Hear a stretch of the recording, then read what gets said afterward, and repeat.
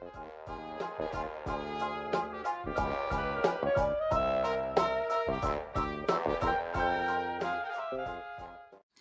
a tutti e benvenuti su Mintitaro. Oggi in questo video voglio parlare dell'ego e come questo si manifesta nella nostra vita e soprattutto come interferisce col processo intuitivo. È un video che volevo fare da tanto tempo perché secondo me è importante riconoscere l'ego, come si manifesta e come appunto interferisce con l'intuizione, perché è difficile appunto riconoscere messaggi intuitivi se non riusciamo a riconoscere in primo luogo la voce del nostro ego. Innanzitutto, cos'è l'ego? L'ego è la parte di noi che crea la nostra identità, soprattutto perché lega la nostra identità alle nostre credenze, alle nostre abitudini, a dei nostri schemi mentali che abbiamo acquisito durante la nostra vita. Si sviluppa soprattutto durante il periodo adolescenziale, quando appunto siamo in una fase in cui costruiamo la nostra identità. Per cui quando noi ci identifichiamo con una certa regione del mondo, con una certa tradizione, con la nostra famiglia, con il nostro lavoro, eccetera, eccetera, queste identificazioni sono frutto appunto di un processo detto egoico. L'ego ha una funzione molto importante per noi, per la nostra vita, perché tende a far valere, ci aiuta a far valere i nostri diritti, a dare importanza a noi stessi, alla nostra identità, ai nostri bisogni, alle nostre esigenze. Soprattutto nei confronti, nelle relazioni con gli altri. Per cui, per esempio, se nei casi in cui ci si trova in una situazione di abuso, ci si trova in una relazione al lavoro personale tipo tossico, l'ego entra in gioco per farci capire che in realtà le nostre esigenze sono importanti e vanno protette. Abbiamo come dire, il nostro essere è importante e va difeso. Quindi un po' come lo slogan io valgo. Quindi ha un ruolo fondamentale per la nostra, diciamo, salute personale di tipo mentale ed emotivo.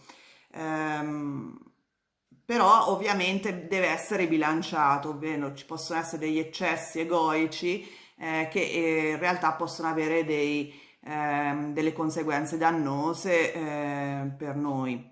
Perché le caratteristiche, diciamo, dell'ego sono fondamentalmente tre.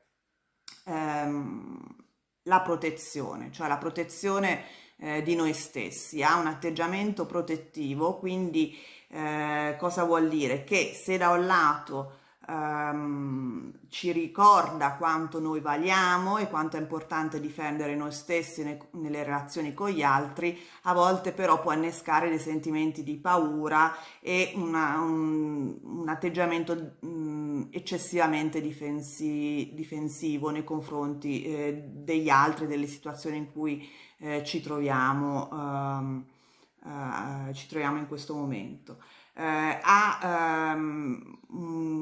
È simile a un bambino e quindi può essere ferito molto facilmente, è tendenzialmente competitivo, può far sorgere, tende a creare dei melodrammi fondamentalmente nelle relazioni con gli altri ed è analitico, però non in maniera oggettiva, però tendenzialmente giudicante. Che cosa vuol dire? Che da un lato con la facoltà dell'intelletto, che è quella, diciamo, che è quella analitica, tende a ridurre tutte tutta la realtà in cui ci muoviamo in categorie facili da analizzare, e quindi può far sorgere dei pregiudizi, è un po' tendenzialmente superficiale nei giudizi che esprime,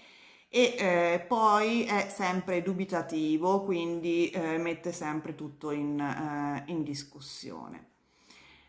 Quindi come si manifesta, diciamo, la voce dell'ego? Attraverso delle emozioni.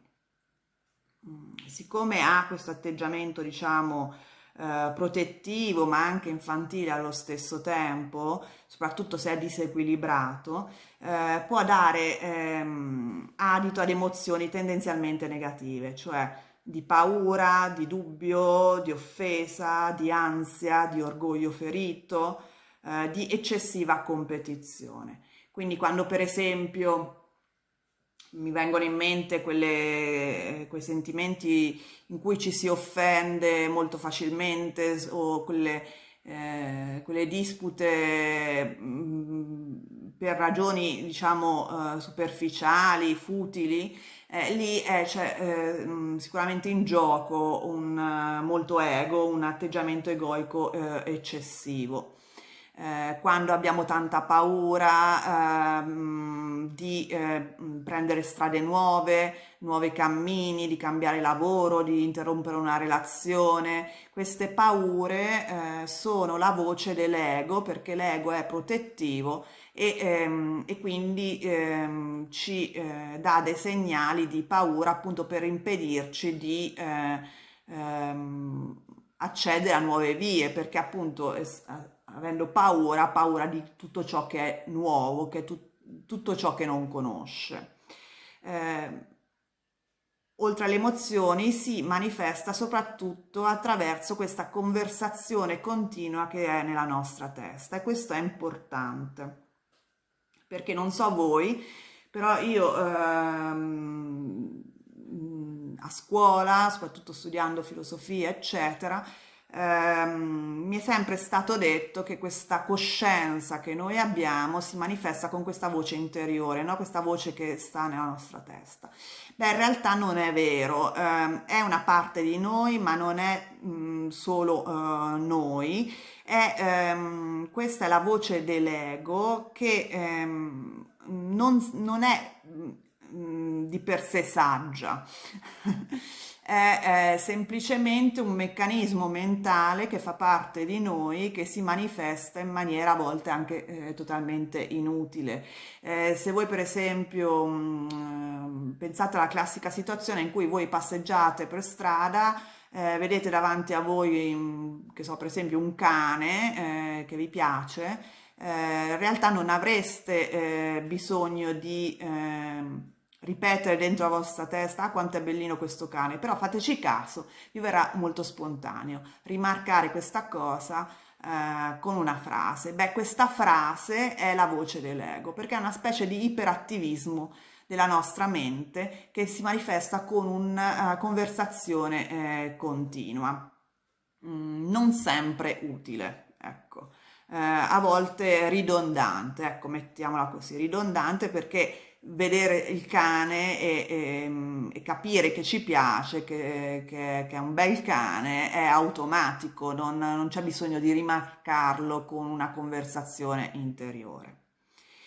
E, e poi si manifesta in tutti gli atteggiamenti, ma soprattutto in tutte le frasi mentali e non, in cui c'è come protagonista il nostro io, ovvero quando diciamo a noi stessi o agli altri io, mio, eccetera. Io sono tal dei tali, io faccio questo lavoro, io sono bravo, io non sono bravo a fare questo, non valgo niente oppure valgo troppo, la mia casa, il mio lavoro, la mia auto, eccetera, eccetera. Tutte le volte che c'è una forte caratterizzazione identitaria nelle frasi che utilizziamo, lì è l'espressione dell'ego. e poi si manifesta con una mania di controllo enorme, nel senso che tutte le volte che noi abbiamo bisogno di controllare il nostro futuro, quando ci sentiamo sconfortati appunto perché ci sfugge quello che sta succedendo, ehm, quella è la manifestazione dell'ego e soprattutto di un ego, diciamo, in disequilibrio, cioè eccessivo, perché come ho detto all'inizio, l'ego di per sé ha una funzione molto utile di protezione della nostra identità, di protezione dei nostri bisogni, di protezione delle nostre esigenze, di un valore che diamo a noi stessi, però appunto se è eccessivo può dare adito a sentimenti di paura, di ansia, di orgoglio ferito, di offese inutili, di una rimarcazione eccessiva dei propri confini nel rispetto degli altri, eccetera, eccetera. Inoltre, l'ego interferisce con l'intuizione, ovvero ogni volta che noi vogliamo comunicare con la nostra intuizione bisogna stare molto attenti alla voce dell'ego. Perché? Perché si mette in mezzo. Ovvero, questo si nota soprattutto durante la meditazione, se non siamo abituati a meditare, vedrete che è molto difficile smettere questa voce nella nostra mente che continua a parlare, che magari ci ricorda, ah, dobbiamo spedire quella email, ah, mi sono scordata di fare quella cosa. Questo è tutto un lavoro dell'ego, una conversazione interiore data dall'ego che fondamentalmente vuole mantenere il controllo, ovvero lui si rende conto, io ne parlo come se fosse una terza persona, però è parte di noi, è un nostro processo mentale, cioè questa parte di noi vuole mantenere appunto il controllo di tutto e durante la meditazione si rende conto che noi cerchiamo di farlo tacere e quindi si iperattiva di nuovo, soprattutto appunto per evitare questo meccanismo di messa a tacere la sua voce attraverso la meditazione. Quindi è difficile percepire i messaggi intuitivi quando l'ego non è messo a tacere, perché la voce dell'ego, quella voce che abbiamo nella testa, i sentimenti di paura, di agitazione, eccetera, eccetera, sono molto più potenti, molto più forti, più vivaci rispetto ai messaggi intuitivi che sono un po' più rarefatti, e soprattutto neutrali a livello emotivo. E poi perché interferisce con l'intuizione come? Mettendo in discussione appunto gli stessi messaggi intuitivi, cioè magari abbiamo appunto un'intuizione, un'idea rispetto a qualcosa che sta per accadere o insomma un messaggio, un qualsiasi messaggio che può essere un pensiero, una sensazione, un'immagine che ci viene l'ego, essendo, avendo come caratteristica quello di giudicare, mette subito in dubbio, mette subito in discussione la validità di questi messaggi. E quindi ovviamente è difficile riconoscere messaggi intuitivi e soprattutto, come dire, considerarli, dargli valore se non riusciamo a mettere a tacere, almeno nel momento in cui vogliamo accedere ai messaggi intuitivi, all'ego, insomma, l'ego va messo a tacere almeno in questi frangenti. E quindi come fare per mettere a tacere la voce dell'ego, per poter così accedere più facilmente ai messaggi intuitivi? Beh, un metodo sicuramente è la meditazione, perché la meditazione per finalità, per scopo è proprio quella, ha proprio quello di mettere a tacere la voce dell'ego. Cioè noi durante la meditazione cerchiamo di focalizzare la nostra attenzione verso un punto fisso che può essere il nostro respiro, l'immagine di una candela, un mantra che ripetiamo. Ci sono una meditazione guidata, ci sono vari tipi di meditazione. Con questo meccanismo praticamente cerchiamo di mettere a tacere questa conversazione dentro la nostra testa. Quindi io consiglio sicuramente come buona pratica di meditare, se possibile anche solo 10 minuti tutti i giorni, perché poi diventa un po' una forma mentis, nel senso che è un'abitudine mentale di rallentare, se non stoppare la voce dell'ego anche al di fuori della pratica meditativa. Una seconda pratica che io consiglio è proprio di mettersi a, come dire, segnalare, cercare di capire quando i nostri pensieri sono frutto dell'ego, cioè riconoscerli. Quando iniziamo conversazioni dentro la nostra testa, soprattutto in uno stato di rabbia, di offesa, di dubbio, di paura, eccetera, iniziamo tutte quelle conversazioni che sono lunghissime, dove ci buttiamo anche giù, dove ci diamo addosso, dove diciamo ah, sono io il problema, ho fatto male questo, non avrei dovuto farlo, oppure attacchiamo nella nostra testa delle persone che ci hanno offeso, siamo ancora arrabbiati, eccetera, eccetera. Beh, dovremmo iniziare a riconoscere che queste in realtà sono frutto di un meccanismo dell'ego e che quindi valgono quel che valgono, cioè zero. Sono semplicemente dei pensieri distruttivi, delle emozioni distruttive che non portano assolutamente niente, soprattutto ci rubano del tempo, dell'energia. Dovremmo imparare a scaricarci da addosso questi pensieri, queste energie negative, perché in realtà ci abbassano le vibrazioni, quindi ci fanno attirare altrettanti eventi negativi e ci abbassano l'energia e ci consumano come tempo, consumano come energia e non sono assolutamente utili. Ok, come ho detto, l'ego è utile, ma se tenuto sotto controllo nella nostra società che non ha esperienza, diciamo, non è abituata a riconoscere questi meccanismi egoici come qualcosa di a sé stante, è facile essere un po' schiavi di queste conversazioni frutto di offese, frutto di rabbia, frutto di depressione, frutto di ansia, eccetera, eccetera. L'importante è rendersene conto e nel momento in cui riusciamo a rendercene conto, vedrete che riusciamo anche a stoppare sul nascere questo tipo di conversazione nella nostra testa. E poi, ultimo suggerimento che do è iniziare a prendere coscienza che non siamo appunto il nostro ego, ovvero l'ego è una parte di noi, ma noi andiamo oltre. La nostra voce nella testa non identifica la nostra coscienza, non siamo solo quella voce, siamo molto di più, il nostro essere è molto più ampio.